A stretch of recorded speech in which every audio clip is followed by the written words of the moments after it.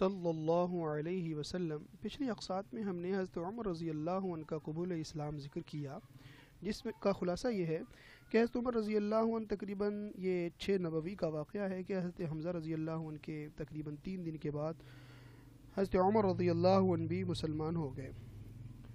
اور مشہور ہے کہ نبی علیہ الصلوۃ والسلام نے ایک دعا مانگی کہ اللہم اعز الاسلام باحب الرجلین الیک بعمر بن الخطاب او بابی جہل بن ہشام۔ ترجمہ یہ ہے کہ اے اللہ، عمر بن خطاب رضی اللہ عنہ اور ابو جہل بن ہشام میں سے جو شخص تیرے نزدیک زیادہ محبوب ہے، اس کے ذریعے سے اسلام کو قوت پہنچا۔ تو یہ دعا جو ہے نا حضرت عمر رضی اللہ عنہ کے حصے میں اور قسمت میں آئی، ذالک فضل اللہ یؤتیہ من یشاء۔ اب حضرت عمر رضی اللہ عنہ کے قبول اسلام کی جو تفصیلات ہیں اس میں اختلاف ہے۔ ایک مشہور واقعہ جو ہم سنتے ہیں کہ حضرت عمر رضی اللہ عنہ کی اس وقت تقریباً عمر 27 سال تھی، اور مزاج میں جو ہے نا تند مزاجی تھی، سخت خوئی تھی، اور اسی میں مشہور بھی تھے۔ اسی لیے مسلمانوں نے ان کے ہاتھوں کافی زیادہ سختیاں بھی جو ہے نا برداشت کی تھی۔ بہرحال حضرت عمر رضی اللہ عنہ کی بہن حضرت فاطمہ، ان کا نکاح حضرت سعید بن زید رضی اللہ عنہ سے ہوا تھا، جو اسلام قبول کر چکے تھے۔ خلاصہ یہ، کیونکہ یہ پیچھے ذکر ہو چکا ہے، تو حضرت عمر رضی اللہ عنہ نبی علیہ الصلوۃ والسلام کو نعوذ باللہ قتل کرنے کے لیے نکلتے ہیں۔ رستے میں ان کی ملاقات ایک شخص سے ہوتی ہے تو جن کا نام نعیم بن عبداللہ النحام رضی اللہ عنہ ہے۔ وہ ان سے پوچھتے ہیں کہاں جا رہے ہو؟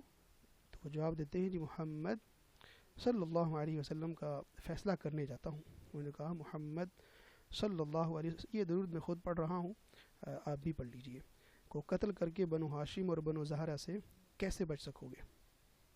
تو عمر رضی اللہ عنہ کا معلوم ہوتا ہے تم اپنا پچھلا دین چھوڑ کے بے دین ہو چکے ہو۔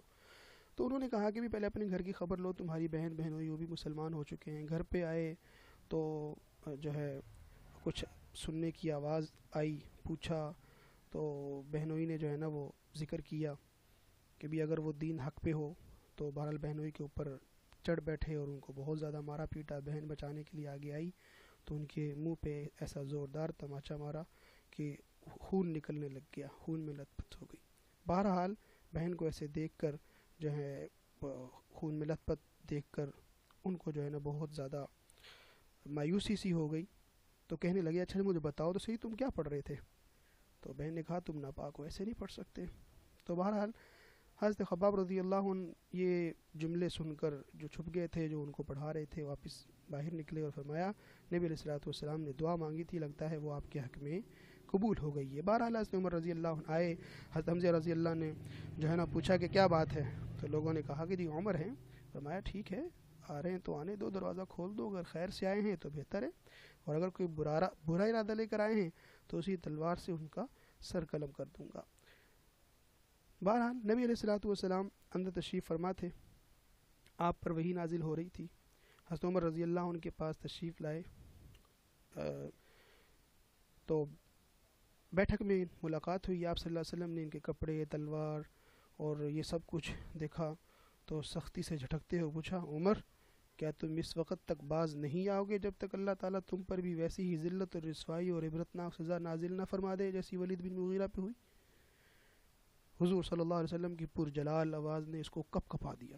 نہایت خشوع خضوع کے ساتھ عرض کیا ایمان لانے کے لیے، اور فوراً کلمہ شہادت، یعنی کہ میں حاضر ہوں ایمان لانے کے لیے، اور فوراً کلمہ شہادت پڑھ لیا۔ حضرت صلی اللہ علیہ وسلم بے اختیار اللہ اکبر پکار اٹھے، اور ساتھ ہی تمام کے تمام صحابہ نے مل کر اس زور سے اللہ اکبر کا نعرہ لگایا کہ مکہ کی تمام پہاڑیاں گونج اٹھی۔ یہی روایت تھوڑے تغیر کے ساتھ دار قطنی، ابو یعلا، حاکم، بہقی میں حضرت انس رضی اللہ عنہ سے مروی ہے کہ ان روایتوں کے علاوہ مسند ابن حنبل میں ایک روایت خود حضرت عمر رضی اللہ عنہ سے مروی ہے کہ جو گو ایک تابعی کی زبان سے مروی ہے، تاہم اس باب میں سب سے زیادہ محفوظ ہے۔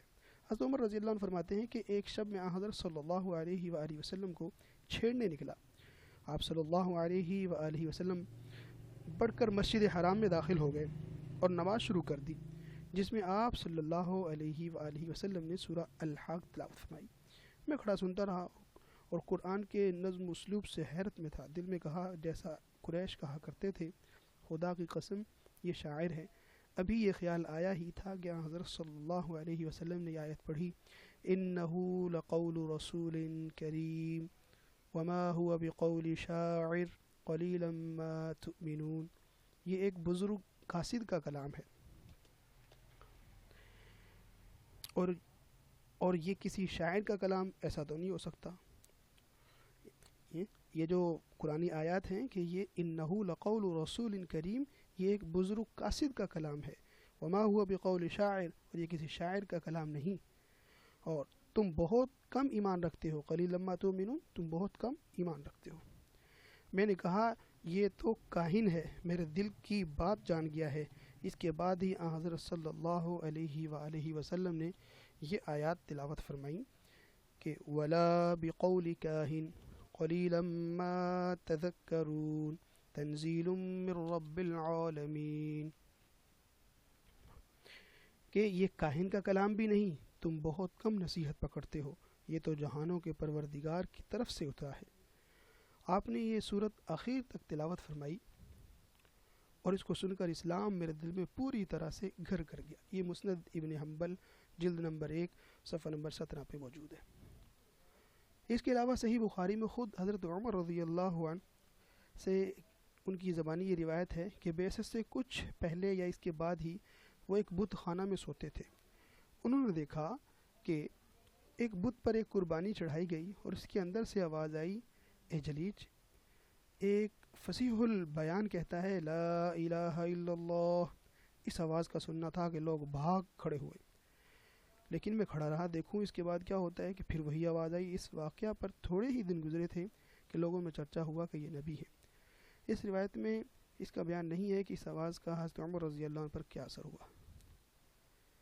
پہلی عام روایت بھی اگر صحیح مان لی جائے تو شاید واقعہ کی ترتیب یہ ہوگی کہ اس ندائے غیب پر حضرت عمر رضی اللہ عنہ نے لبیک نہیں کہا اور اس کا کوئی تعلق حضرت صلی اللہ علیہ وآلہ وسلم کی بعثت کی بشارت سے وہ نہ پیدا کر سکے. اس میں ان کی رسالت اور نبوت کا کوئی ذکر نہ تھا. تاہم چونکہ توحید کا ذکر تھا اس لیے ادھر میلان ہوا ہوگا، لیکن چونکہ ان کو قرآن سننے کا موقع نہیں ملا اس لیے اس توحید کی دعوت کی حقیقت نہ معلوم ہو سکی. اس کے بعد جب انہوں نے حضرت صلی اللہ علیہ وسلم کو سورہ الحاقہ جس میں قیامت، حشر و نشر کا نہایت مؤثر بیان ہے، نماز میں پڑھتے سنی تو ان کے دل پر ایک خاص اثر ہوا، جیسا کہ اس فقرے سے ظاہر ہوا ہے وقع الاسلام فی قلبی کل موقع، یعنی اسلام میرے دل میں پوری طرح سے بیٹھ گیا. تاہم چونکہ وہ طبعاً مستقل مزاج اور پختہ کار تھے اس لیے انہوں نے اسلام کا اعلان نہیں کیا، بلکہ اس اثر کو انہوں نے شاید روکے رکھا. لیکن اس کے بعد جب ان کی بہن کا واقعہ پیش آیا اور سورہ طٰہٰ پر نظر پڑی جس میں توحید کی نہایت مؤثر دعوت ہے تو دل پر قابو نہ رہا اور بے اختیار کلمہ توحید پکار اٹھے اور در اقدس پر حاضری کی درخواست کی. اگر وہ پہلی روایت صحیح تسلیم نہ کی جائے تو واقعہ کی سادہ صورت یہ ہو سکتی ہے کہ اس ندائے غیب نے ان کے دل میں توحید کا خیال پیدا کیا، لیکن چونکہ 3 سال دعوت محدود اور مخفی رہی تھی اس لیے ان کو اس کا حال نہ معلوم ہو سکا اور مخالفت کی شدت کے باعث کبھی خود بارگاہ نبوی صلی اللہ علیہ وآلہ وسلم میں جانے اور قرآن سننے کا موقع نہ ملا. پھر جب رفتہ رفتہ اسلام کی حقیقت جو ہے نا وہ مختلف جو حقیقت کی اسلام کی حقیقت کی آوازیں تھیں ان کے کانوں میں پڑنے لگیں تو ان کی شدت کم ہوتی گئی. بالآخر وہ دن آ گیا اور کہ حضرت عمر رضی اللہ عنہ حضرت صلی اللہ علیہ وسلم کی زبان سے ان کو سورہ الحاقہ سننے کا موقع ملا اور وہ لبیک کہتے ہوئے اسلام کے آستانہ پر حاضر ہو گئے. اس کے بعد کہ حضرت عمر رضی اللہ عنہ مسلمان ہوئے تو آپ یوں سمجھیں کہ جیسے اسلام پردے سے باہر آ گیا. حضرت عمر رضی اللہ عنہ کی زور آوری کا یہ حال تھا کہ کوئی ان سے مقابلہ کی جرت نہ کرتا تھا، اس لیے ان کی مسلمان ہو جانے سے مشرکین میں گویا کہ کوہرام مچ گیا اور انہیں بڑی ذلت اور رسوائی محسوس ہوئی. دوسری طرف ان کے اسلام لانے سے مسلمانوں کو بڑی عزت، قوت، شرف اور اعزاز اور مسرت اور شادمانی حاصل ہوئی. ابن اسحاق نے اپنی سند سے حضرت عمر رضی اللہ عنہ کا بیان روایت کیا ہے کہ جب میں مسلمان ہوا تو میں نے سوچا کہ مکے کا کون شخص رسول اللہ صلی اللہ علیہ وآلہ وسلم کا سب سے بڑا اور سخت ترین دشمن ہے. پھر میں نے جی میں کہا یہ ابو جہل ہے. اس کے بعد میں نے اس کے گھر جا کر اس کا دروازہ کھٹکھٹایا، وہ باہر آیا، دیکھ کر بولا اہلا و سہلا، خوش آمدید خوش آمدید، کیسے آنا ہوا؟ میں نے کہا تمہیں یہ بتانے آیا ہوں کہ میں اللہ اور اس کے رسول محمد صلی اللہ علیہ وآلہ وسلم پر ایمان لا چکا ہوں، اور جو کچھ وہ لے کر آئے ہیں اس کی تصدیق کر چکا ہوں۔ حضرت عمر رضی اللہ عنہ کا بیان ہے کہ یہ سنتے ہی اس نے میرے رخ پر دروازہ بند کر لیا اور بولا اللہ تیرا برا کرے اور جو کچھ تو لے کر آیا ہے اس کا بھی برا کرے۔ امام ابن جوزی رحمہ اللہ نے حضرت عمر رضی اللہ عنہ سے روایت نقل کی ہے کہ جب کوئی شخص مسلمان ہو جاتا تو لوگ اس کے پیچھے پڑ جاتے، اسے زد و کوب کرتے اور وہ بھی انہیں مارتا۔ اس لیے جب میں مسلمان ہوا تو اپنے ماموں عاصم بن ہاشم کے پاس گیا اور اسے خبر دی۔ وہ گھر کے اندر گھس گیا، پھر قریش کے ایک بڑے آدمی کے پاس گیا، شاید ابو جہل کی طرف اشارہ ہے، اور اسے خبر دی، وہ بھی گھر کے اندر گھس گیا۔ ابن ہشام اور ابن جوزی کا بیان ہے کہ جب حضرت عمر رضی اللہ عنہ مسلمان ہوئے تو جمیل بن معمر جمحی کے پاس گئے۔ یہ شخص کسی بات کا ڈھول پیٹنے میں پورے قریش کے اندر سب سے زیادہ ممتاز تھا۔ حضرت عمر رضی اللہ عنہ نے اسے بتایا کہ وہ مسلمان ہو گئے ہیں۔ اس نے سنتے ہی نہایت بلند آواز سے چیخ کر کہا خطاب کا بیٹا بے دین ہو گیا۔ حضرت عمر رضی اللہ عنہ اس کے پیچھے ہی تھے، بولے یہ جھوٹ کہتا ہے، میں مسلمان ہو گیا ہوں۔ بہرحال لوگ حضرت عمر رضی اللہ عنہ پر ٹوٹ پڑے اور مار پیٹ شروع ہو گئی۔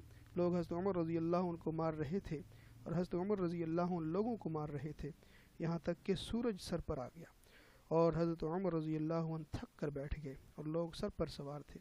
حضرت عمر رضی اللہ عنہ نے کہا جو بن پڑے کر لو، اللہ کی قسم اگر ہم لوگ 300 کی تعداد میں ہوتے تو پھر مکے میں یا تم رہتے یا ہم ہی رہتے۔ حضرت عمر رضی اللہ عنہ کے اسلام لانے پر یہ کیفیت تو مشرکین کی ہوئی تھی، باقی رہے مسلمان تو ان کے احوال کا اندازہ اس سے ہو سکتا ہے کہ مجاہد نے ابن عباس رضی اللہ عنہ سے روایت کیا ہے کہ میں نے عمر بن خطاب رضی اللہ عنہ سے دریافت کیا کہ کس وجہ سے آپ کا لقب فاروق پڑا۔ انہوں نے کہا مجھ سے 3 دن پہلے حضرت حمزہ رضی اللہ عنہ مسلمان ہوئے۔ پھر حضرت عمر رضی اللہ عنہ اپنے اسلام لانے کا واقعہ بیان کر کے اخیر میں کہا پھر جب میں مسلمان ہوا تو میں نے کہا اے اللہ کے رسول صلی اللہ علیہ وسلم کیا ہم حق پر نہیں ہیں، خواہ زندہ رہیں خواہ مریں؟ آپ صلی اللہ علیہ وسلم نے فرمایا کیوں نہیں، اس ذات کی قسم جس کے ہاتھ میں میری جان ہے تم لوگ حق پر ہو، خواہ زندہ رہو خواہ موت سے دوچار ہو۔ حضرت عمر رضی اللہ عنہ کہتے تب میں نے کہا پھر چھپنا کیسا، اس ذات کی قسم جس نے آپ صلی اللہ علیہ وسلم کو حق کے ساتھ مبعوث فرمایا ہے، ہم ضرور باہر نکلیں گے۔ چنانچہ ہم 2 صفوں میں آپ صلی اللہ علیہ وسلم کو ہمراہ لے کر باہر آئے، ایک صف میں حمزہ رضی اللہ عنہ تھے اور ایک میں۔ ہمارے چلنے سے چکی کے آٹے کی طرح ہلکا ہلکا غبار اڑ رہا تھا، یہاں تک کہ ہم مسجد حرام میں داخل ہو گئے۔ حضرت عمر رضی اللہ عنہ کا بیان ہے کہ قریش نے مجھے اور حمزہ رضی اللہ عنہ کو دیکھا تو ان کے دلوں پر ایسی چوٹ لگی کہ اب تک نہ لگی تھی۔ اسی دن رسول اللہ صلی اللہ علیہ وآلہ وسلم نے میرا لقب فاروق رکھ دیا۔ حضرت صہیب بن سنان رومی رضی اللہ عنہ کا بیان ہے کہ حضرت عمر رضی اللہ عنہ مسلمان ہوئے تو اسلام پردے سے باہر آیا، اس کی اعلانیہ دعوت دی گئی۔ ہم حلقے لگا کر بیت اللہ کے گرد بیٹھے، بیت اللہ کا طواف کیا، جس نے ہم پر سختی کی اس سے انتقام لیا اور جس کے بعد مظالم کا جواب دیا۔ حضرت ابن مسعود رضی اللہ عنہ کا ارشاد ہے کہ ہم خانہ کعبہ کے پاس نماز پڑھنے پر قادر نہ تھے، یہاں تک کہ حضرت عمر رضی اللہ عنہ نے اسلام قبول کیا۔ جب سے حضرت عمر رضی اللہ عنہ نے اسلام قبول کیا تب سے ہم برابر طاقتور اور باعزت رہے۔